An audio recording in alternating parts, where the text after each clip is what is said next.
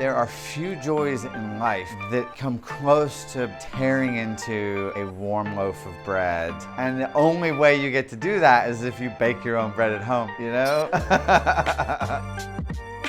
Hello, my name is James Bridges. I am one of the lead bakers at Haymarket by Ashbourne Farms in Louisville, Kentucky. Today, we are going to make a country sourdough loaf using some really special flour from the Tehachapi grain project about a couple of hours outside of Los Angeles. They grow regeneratively and use heirloom and heritage varieties of wheat and other grains. So we are going to be using their Rouge de Bordeaux as our 30% whole wheat, 70% of the base flour, which is Central Milling's Artisan Baker's Craft Plus. It is an 11.5% protein malted organic bread flour. It's the base flour that I use for just about everything that I do. So the first thing that I'm going to do is I'm going to add the sourdough starter to my water here. I'm doing this just to make it a little bit easier to pour into the mixer. So this was made from an overnight leaven using a relatively low inoculation point. I think it was about a 1 to 10 to 10 ratio. So 10 parts water and flour for every 1 part of sourdough starter. I like to work at those kind of inoculation rates because it keeps the acidity down and it allows me to work to develop a little bit more open crumb structure without the risk of it breaking down. We're using colder water for the mix. We want to keep it between 75 and 78 degrees Fahrenheit coming out of the mix. So I've got the starter and the water added. Now we'll add the flour. First, the Rouge de Bordeaux from the Tehachapi Grain Project, and then the Central Milling Artisan Baker's Craft Plus.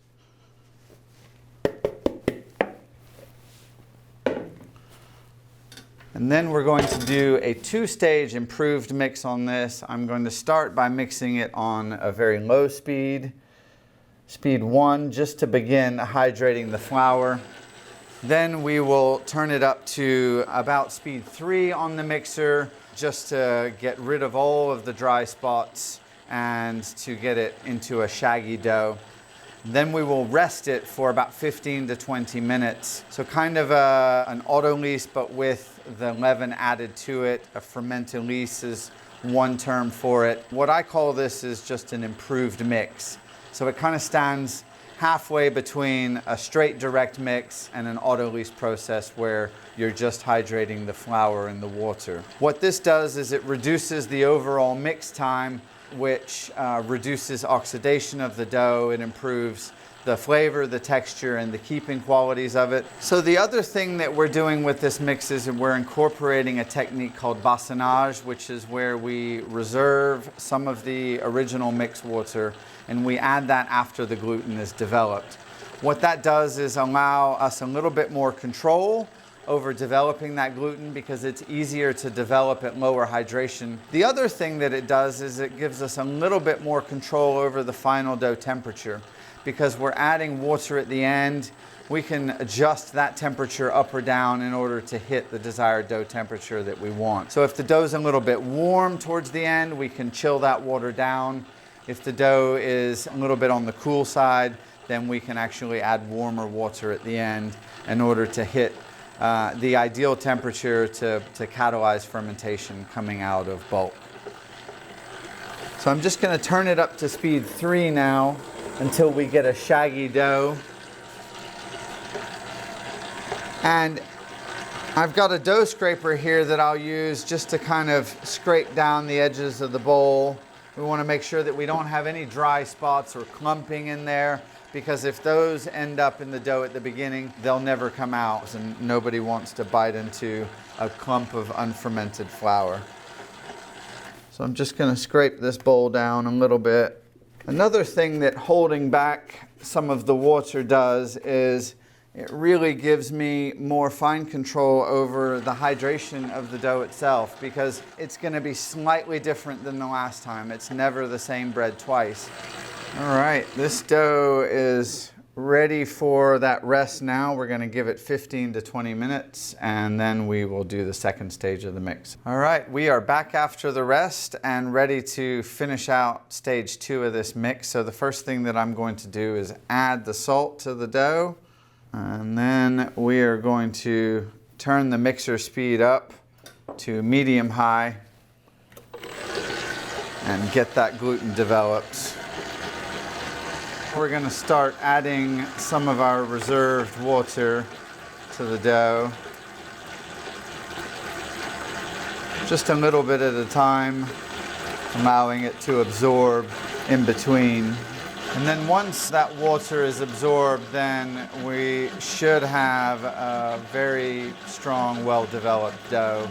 We're getting toward the end of mix on this country sourdough. Just checking the gluten development. Give it another minute or two here before we empty it into the bin for bulk fermentation. And bulk fermentation on this is going to go about 4 to 5 hours, and then we will shape the dough and retard it in the fridge to be baked tomorrow morning.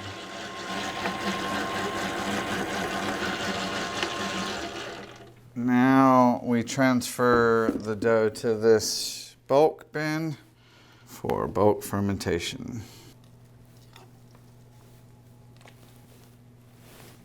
And I'm just going to go ahead and put a quick fold on it because this dough is a little bit slack right now.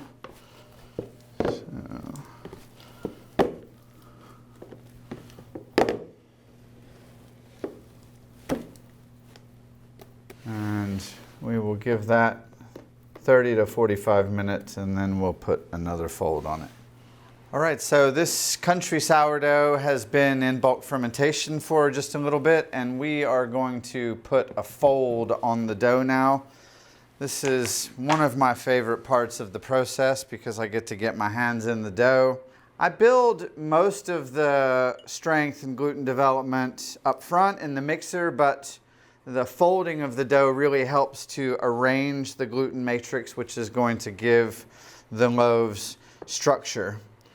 So I'm just going to do a coil fold on them quickly, where I am grabbing the dough from the middle and coiling it over, and I'm just working all the way across, and then I'm going to turn it 90 degrees and give it one more quick fold.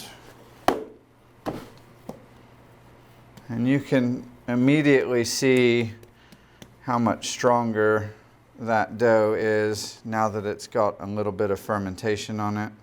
We are good to let that continue bulk fermenting.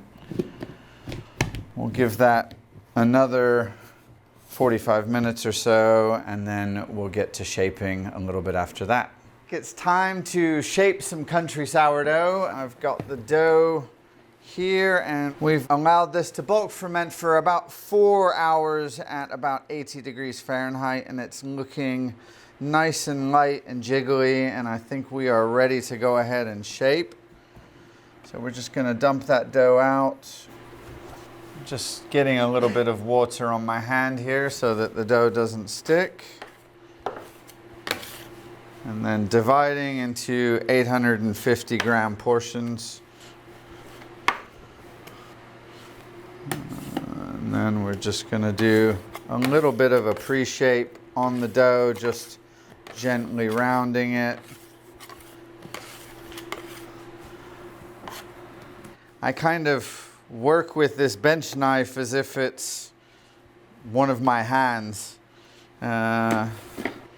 So it's roughly second nature now, but you know, thousands of loaves So this is the pre-shape, putting a little bit of tension on the dough, and then for the final shaping, I am going to do a letter fold on it, and it's going to end up being an oval or a batard shape. We've got these pre-shaped now, and we'll just let these rest for about 15 or 20 minutes before we do the final shaping. After that, we'll put them to bed for the night, and they'll get baked off tomorrow. All right, time for final shaping of the country sourdough. I've got these rested and ready for shaping, and a little bit of dusting flour here I'm just gonna toss on top. We want the dusting flour just on this side so that we have one side that's not sticky, keeping the bottom side sticky for me to shape it.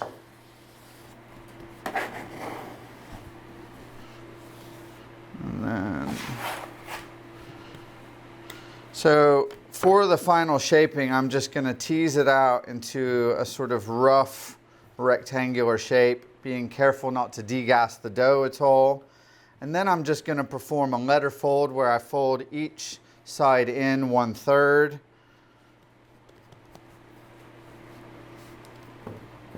Like so. And then finally, I'm going to roll it towards me, building tension all the way.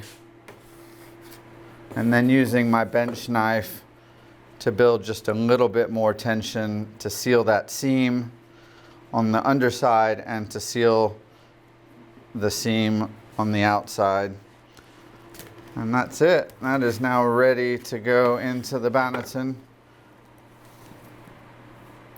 Just a little bit of pinching to seal that seam nice and tight, which is on the top now, but it's going to be the bottom when it hits the oven. And then we just repeat. So again, tease out into a rectangle, letter fold in, roll towards me, building tension. Now there's a couple of different ways that I shape dough depending on how slack it is, whether I need to build more tension in it or not, how far along in the bulk fermentation process it is. So I just kind of get a feel for how much tension it needs. So another method that I sometimes use is one called the pinchy foldy method, where we turn it 90 degrees here, and then I fold in and then pinch the whole dough up like that. So this is probably my favorite shaping method, but it needs a fairly firm dough for that to hold really well. So you can see how it's starting to relax out over the table here. That's partly because of the temperature. So I'm going to flip it back over, pull it in towards me a little bit just to build a little bit more of that tension that we want on the dough. And these are ready to go to bed for the night. Okay, we've had our country sourdough retarding overnight in the fridge, and we now have the oven preheated, so it's time to bake. You'll probably notice that in addition to the country sourdough, we've got a different loaf here. This is a cranberry pepita polenta loaf. If you check out our other video, you'll get a full tutorial on how to bake that. Both of them are based off of the same base recipe. So we took the country sourdough base and we just added inclusions to it. And that's really true of just about any loaf that you want to make. You find a formula that works for your base sourdough, and you can add pretty much any inclusion or flavor that you want. Generally speaking, once you get a recipe that you're really happy with, then you can just add those inclusions, keep tweaking those ratios until you're really happy with it. And now for the scoring of the dough. I'm just going to take my lamb here. I'm actually using a wire monkey lamb. What I'm going to do is I'm going to score down the length of the loaf, slightly off center, but pointing in towards the center. And I want to do that at about a 30 to 45 degree angle, so a little bit of a shallow angle. One of the keys to scoring is to do it with confidence. I was told early on to cut it like it owes you money. So we're just going to give a really firm slash all the way down the length of the loaf. All right, and now these are ready for the oven.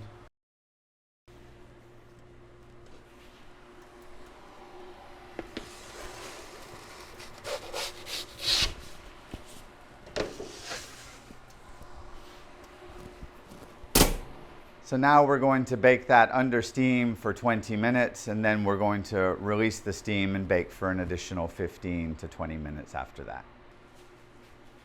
So the importance of steam for baking hearth loaves of sourdough is because we're baking using conductive heat rather than convective heat. So we've got a lot of thermal mass that's built up in those stones in there and throughout the oven.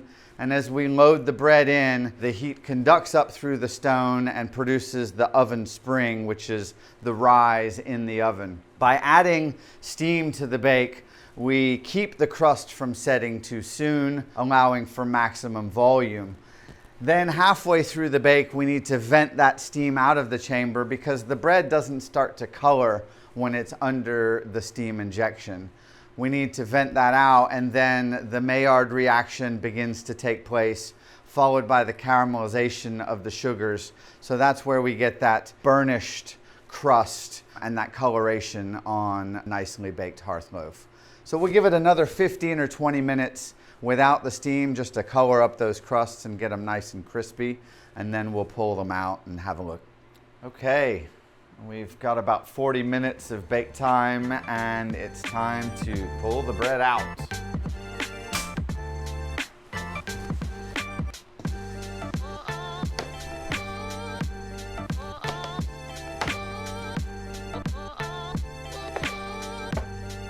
And there we have it. Beautiful country sourdough loaves baked using the Simply Bread oven.